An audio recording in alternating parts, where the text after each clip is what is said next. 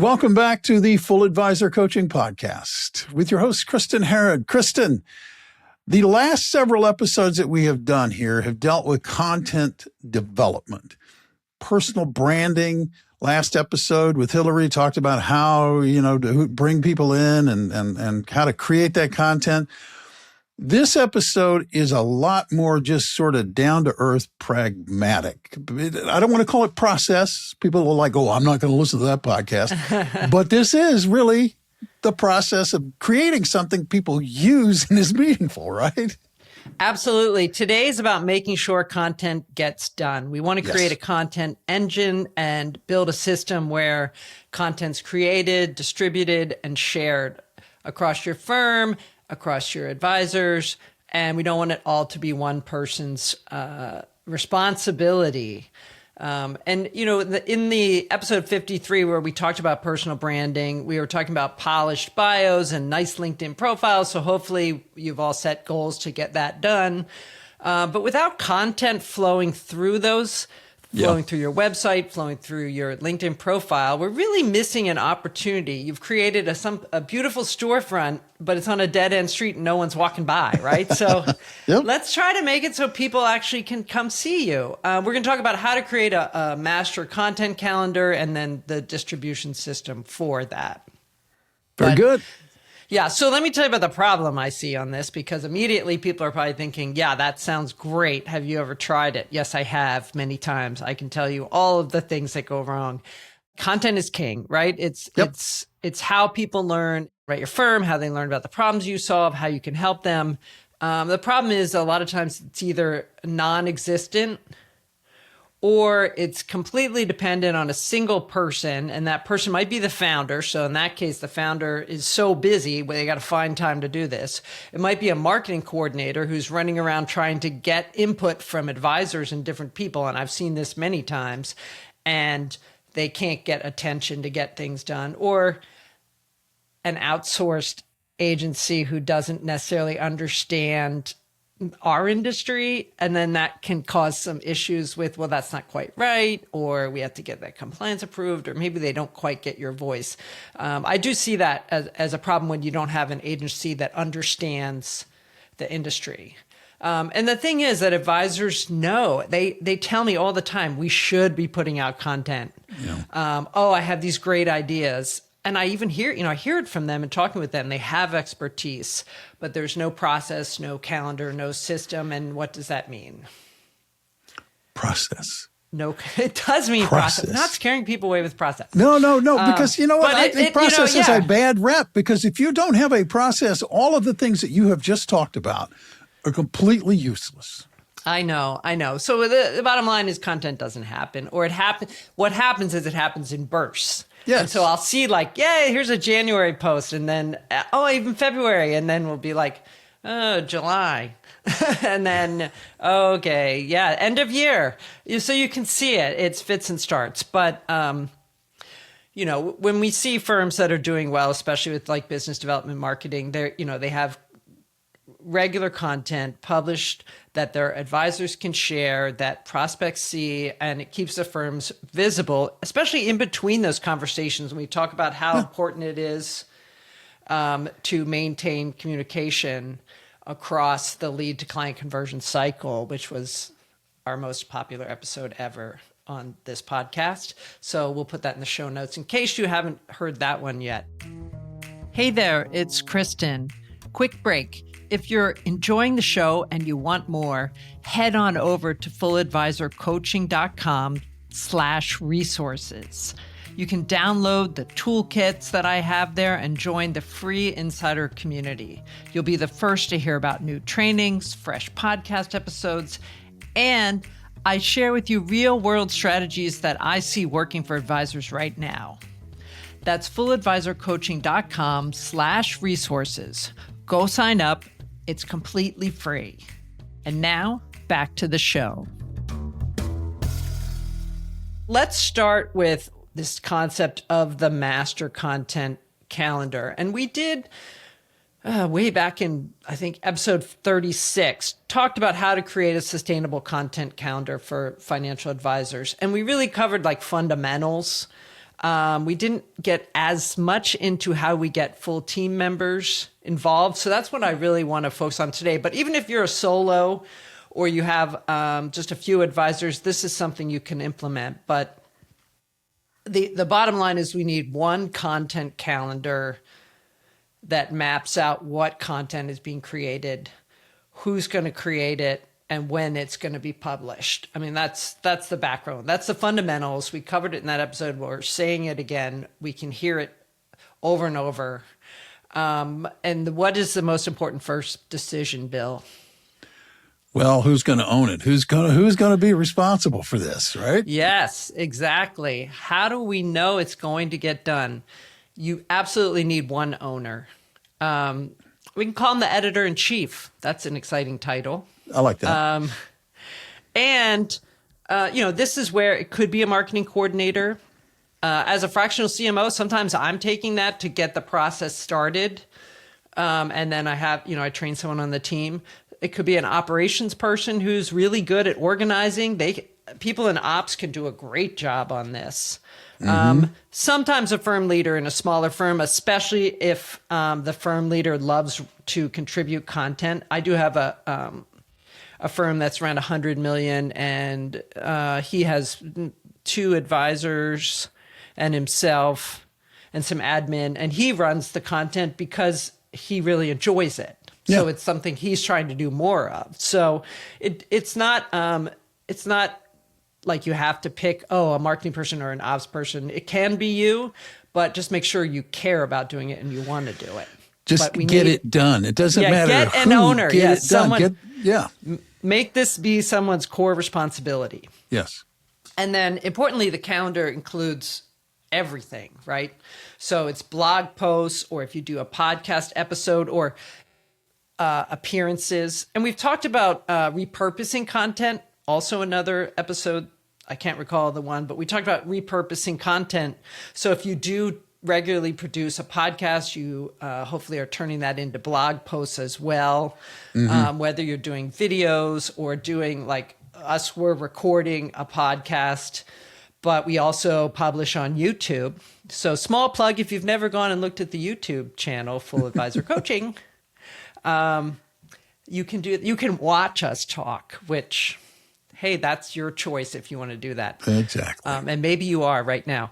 And then, social posts, email newsletters. So we have, regular email newsletters, what client communications are going out, if we have events on the calendar. So this is, everything in one place.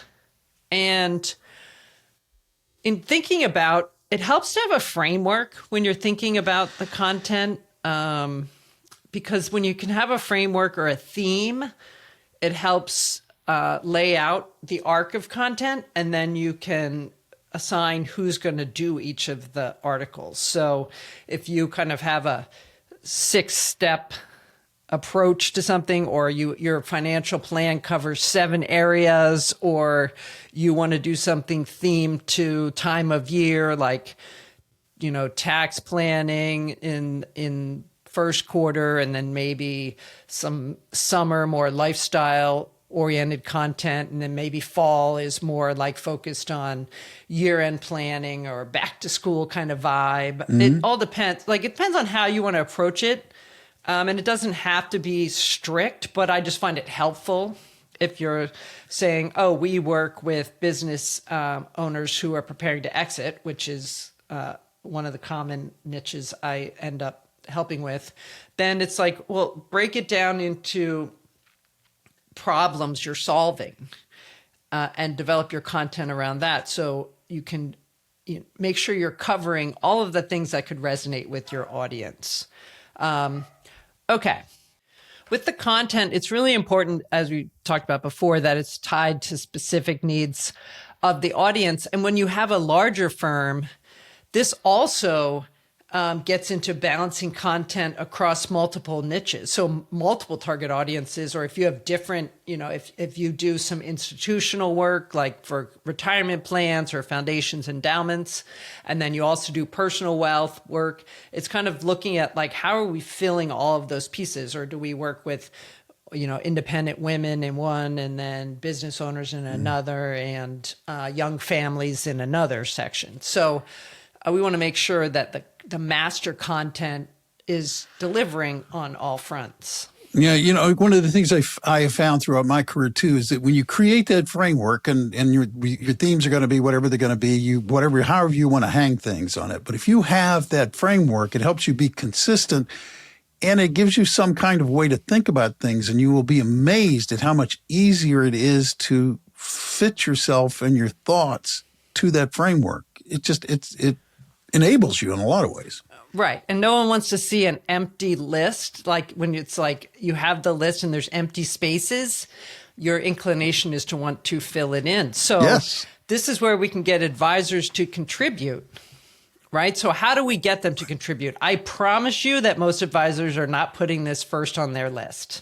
There are some, like I said, who love to create content, who will sit down and do the video, who will sit down and write the article. And they do exist, and I absolutely love them because they just jump right in. But I appreciate you have a lot going on, right? Advisors have a lot going on. So how can you make it that they can contribute? We got to make a process around this. Getting back to your process word, how do we formalize the submission process? How do we let people contribute work? Do we have a document sharing where they put together a document and share it? Is it on a Slack channel? Is it a monthly brainstorming meeting where everyone gets together and people volunteer for who's going to do the next 2 articles or the next 2 recordings? We got to try to find ways for people to be able to submit ideas of what they are hearing, like what are we hearing in client conversations that could be relevant? Where is it that someone has a particular interest in sharing information? If you remember in episode 37, we had Mark Gilbert from Zox on, and I know I keep bringing this up. It just fascinates me. And he was saying how with the AI data and listening to all of the meetings with clients, they can extract the firm level. Like these are the most common topics that people have brought up in the client meetings or in the prospect meetings. So I think that's fascinating, and it can drive content. But I think what you have to think about is just ultimately, how are we going to attach a piece of content to an advisor name to a timetable, right? Yeah. And so it has to be the person in charge saying, okay, advisor, you are committing to doing a piece on all of the tax law changes for 2026, which, don't be surprised, everyone's doing that piece. So maybe can you do it in a way that's relevant to your particular target audience? Or can we put a different wrapper on it? But nonetheless, sometimes it's just important to have those fundamentals out there, right? So someone owns it. Their name goes on. You're following up with them. There's a timetable. You let them know when it's due. They get the job done. And if not, then you have to come back around. And I think it's really important that you have to let advisors know what the framing is on, like, is it a 1,000-word article? Doesn't need to be. What if they have about 600 words on the topic? What if one advisor submits the topic idea, but then another one takes it and says, yeah, I love that concept. I'm going to do a 5-minute video on that. Maybe someone else goes, I know in this, one of my firms I work with, they have an advisor who's great at the research. She loves to pull the info together for an article, but she's not going to sit in front of the camera. But then another advisor would be like, I'd love to sit in front of the camera, but I'm not going to take the time to research all of that. It's personality. It's all that stuff. And great, put those two together, right? They can work on stuff together. That is really important. I think what's really difficult is to set the expectation that contributing is part of the job, right? Especially if you're an advisor or a lead advisor. It's not like, oh, by the way, sure, certain people, it may not be in their role, in which case, if they want to participate, you can, decide how and when that happens. And it's great to see people wanting to do that. But if you're in a business development role, and this comes up in my business development coaching a lot, is we try to figure out what what do those contributions look like? How many times does an advisor need to participate or contribute to have it like feel like they're adding to the business development efforts of the firm? Because not everyone's going to be picking up the phone and reaching out in the same way. Some people contribute best through content, through sharing, through showing up on podcasts, through doing things other than a networking group down the street or showing up in a big event somewhere and feeling overwhelmed. They might write a great article that the team can then leverage and send out. And so one of the things we do in the business development coaching is help the leaders and advisors figure out what the contributions should be, but importantly, what fits with their personality and their skill. And the sort of carrying that through is the episode I did with Kelly Cruz, who's the Chief Talent Officer. That's her title for firms, Fractional Chief Talent Officer, episode 41 with Kelly, where she talks about the tying activities like this that we've defined on what advisors can do to contribute to business development, tying those activities back to compensation. And that's where it can get, you can really raise the stakes on that. It may sound heavy, but it's true. It's how are you as a lead advisor who is seeking more compensation, who's seeking equity or whatever it might be, what are you doing to help build awareness, to create interest, to attract in new business? And some of that comes through contributing through content. And I think it can be really powerful to involve your advisors this way because they have such a wealth of information. And it's really just trying to figure out the mode that helps them extract that info and get it out to the world. That's a way of incentivizing them too, not to be crass, because it's not. It's like if you want people to contribute, and you make it clear that this is going to be in the evaluation and it's going to be a part of the conversation, it's fair to let people know up front. Yeah, absolutely. And if you can collaborate on that and find things that fit for both sides, it's the best way because everyone's happy then. So getting some of the like nitty gritty, we said this would be practical, is let's say you do a blog post. This may seem small, but who's in the byline, right? Doesn't seem small to me. That's a good question. I know. I'm like, if I write the article, I want the credit, right? Right. It helps build that personal brand. So again, we talked about that in episode 53, like how do you help advisors showcase their personal brand? Well, if I see that Sarah Chen is always the one writing about independent women in retirement and empowerment issues and longevity issues and things around women as they age and their money, that's going to reinforce Sarah. It's going to reinforce the firm. Right. And it's something that, we can share on LinkedIn. We can share with prospects. And it helps that person, that advisor, be positioned as a thought leader. So we're quite literally putting in this example, Sarah Chen in the byline, and then we can link to her on the website. A lot of blog platforms automatically will link you back to the advisor. Okay. And then you can have that there. And then there's certain things that are just like a firm byline, right? Like maybe it's like the market commentary or general firm announcements about, we welcome a new team member or we've opened a new office or something, more like that. But search is going to be more friendly to an individual author as well. As a reader, you want to say, oh, whose point of view is this? Who am I?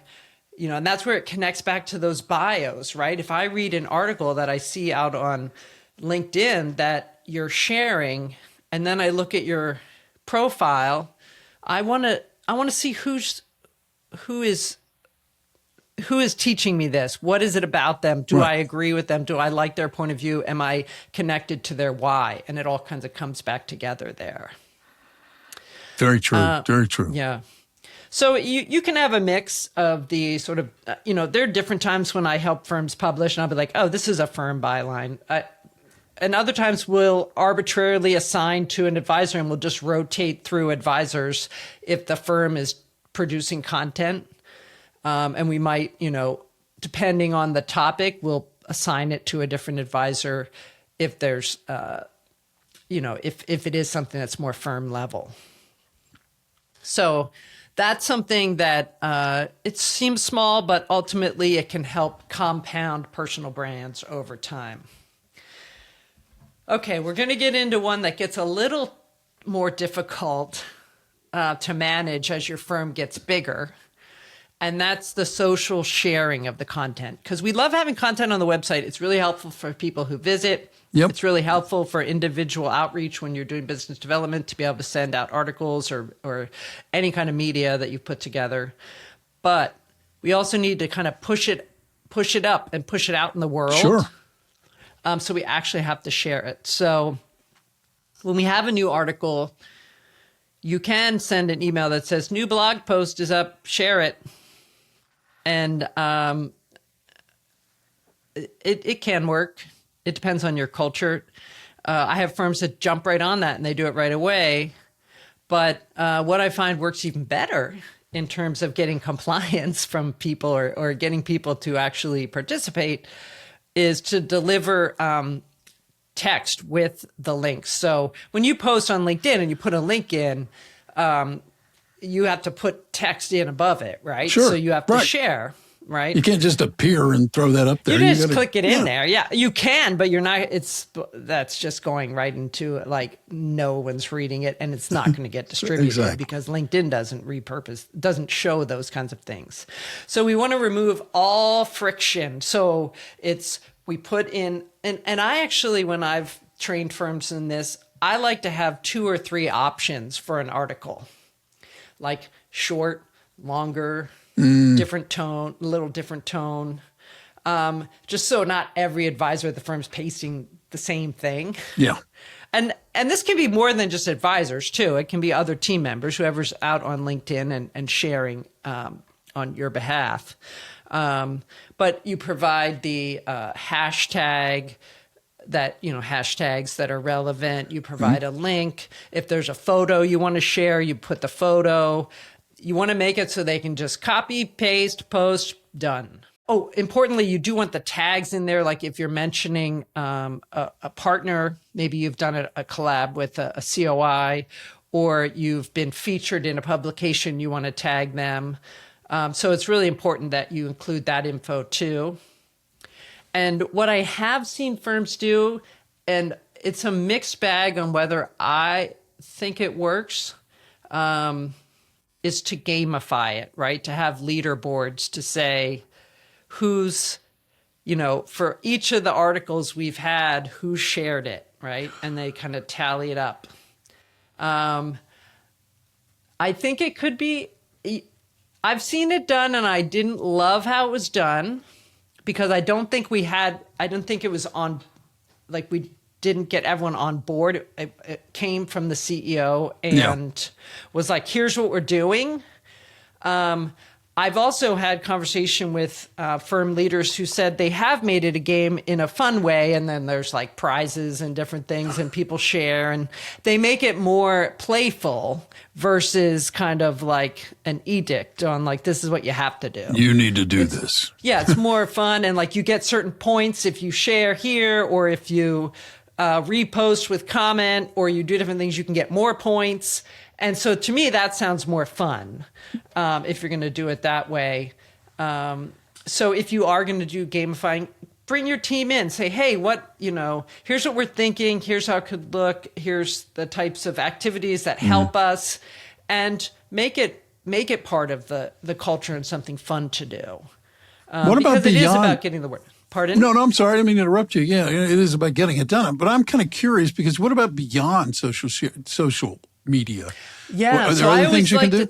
So I like to think about when you have a piece of content, and if you are watching our YouTube channel, you can see I'm like holding a thing, a circle in the center, which is content.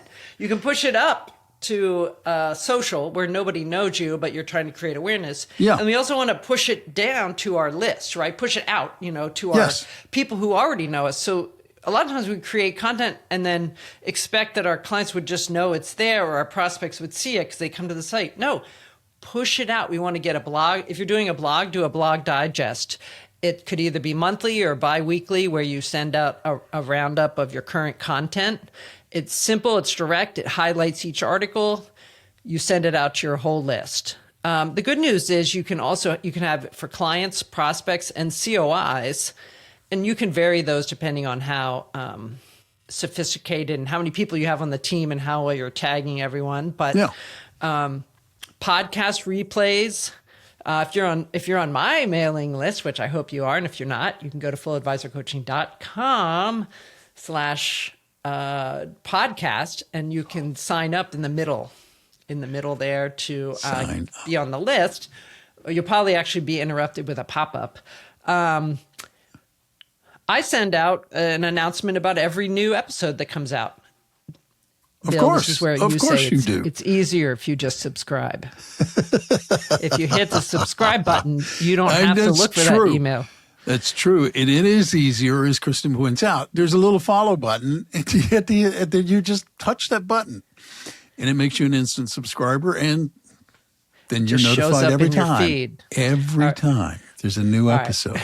Boom. Yes. Actually, yeah. So that's the small commercial break.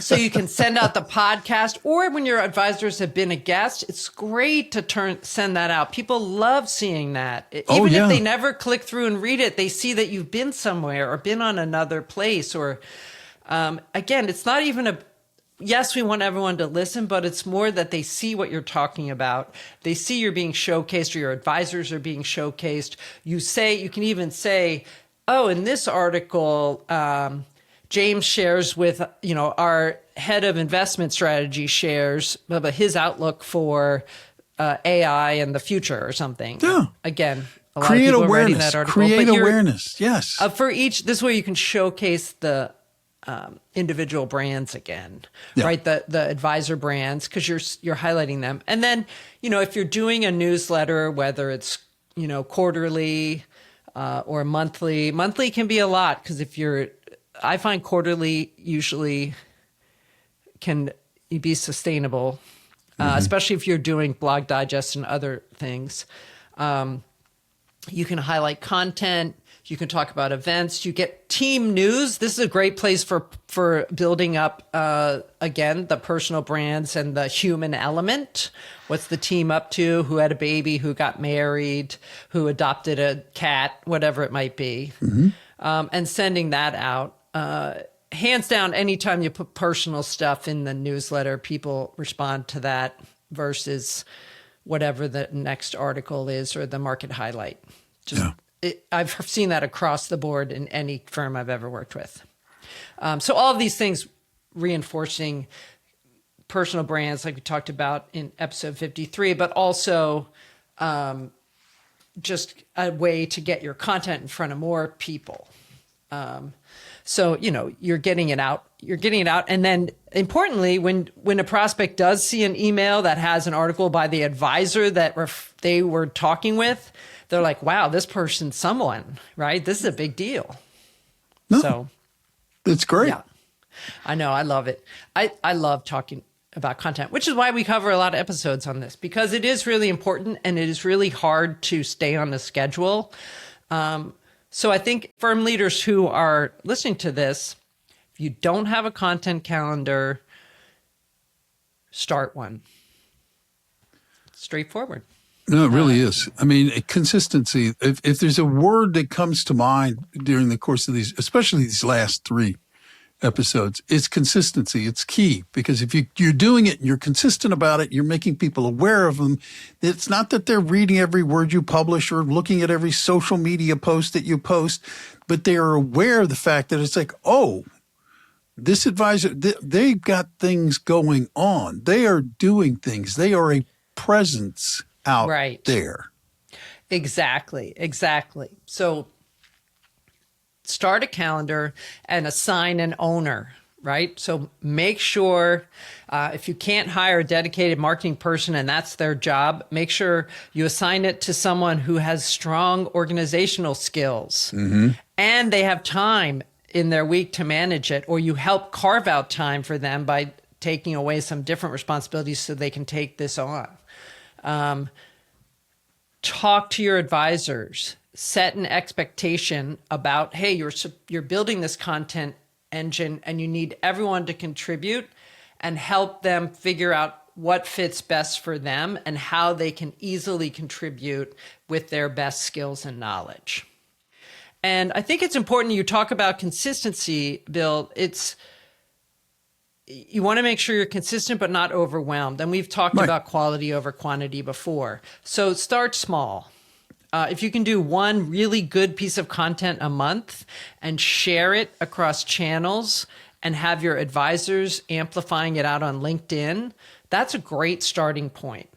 I mean, ideally we double that, but if you're going to do something really strong once a month, I'm happy with that because it gives at least a cadence and a reason to email out people, a reason to post. It hits the up, it hits the down. It works well. And then look at your distribution. Take an audit at the end of a quarter. Look back. Did you email your list regularly? Is your content being shared out on LinkedIn? What do you need to adjust or change, or who do you need to talk to or have a conversation with to get it back on track? Again, that can be a quarterly review, and you just check back in and say, can we add more? Do we need to dial it back? Where are we in this process? And I think that should give you enough to roll with to get started with this master content calendar and make sure it's getting distributed and shared. Yeah, I think so. And give us a quick wrap up as we get ready to leave this particular episode and this topic. Can you give us a couple of really key points here that you think people need to understand? Yeah. You know what? I think people get worried, and Bill, you come from media. Yeah. We're not trying to become a media company where we're like out there publishing on a deadline every day, but we do want to make sure that we're shining the light on the expertise that's available in your firm, right? People need to see it. We want to help people understand what you do, understand how you help them, and by showing content that solves problems for them, it's very helpful. Your advisors are out there having intelligent conversations with their clients every single day, and all of that is content you can use. Your firm and your advisors have points of view on planning, on life transitions. These are all content elements. It's just the calendar and distribution system and having the ownership there. Make sure that we don't just keep all of that in a conference room or in a meeting, that we can get that insight and get it out in the world. I know it's hard. It takes time to get it ready and get it started, but it's having this content calendar, having the distribution, having the ownership, and really locking in those personal brands can really keep the energy alive for business development. It gives you the visibility you need, and it helps when you can have the marketing and the business development go hand in hand, and it makes things a whole lot easier for your advisors. That's pretty much all I can say about it. You're trying to make it as easy as possible, and you're there to help people because it'll ultimately get you in front of the right people at the right time. And that is the entire goal. And that's what you want. And you want to be present. You want to be known. And there's a process for doing it, which makes it less intimidating and hopefully less overwhelming, because yes, exactly. Here's what you do. Just do it. And go back to that earlier comment. The other thing you could just do is hit the follow button. All right. Do that if you're not a subscriber already. And until next time, I'm Bill Tucker. On behalf of Kristin and everybody behind the Full Advisor Coaching Podcast, thank you for taking the time to listen. And as we always remind you, remember this: you can go out today and make it a great day. Or not. The choice is yours. We'll catch you next time. Thank you for tuning in to Full Advisor Coaching, the podcast. If you enjoyed today's episode, please hit the follow button so you'll never miss an episode. To learn more about how you can become a part of the Full Advisor community, visit fulladvisorcoaching.com. Remember, stay connected and get notified as soon as brand new episodes release. Click the follow button now. The content has been made available for informational and educational purposes only. The information covered and posted represents the views and opinions of the guest and does not necessarily represent the views or opinions of Kristin Harrod or Full Advisor Coaching.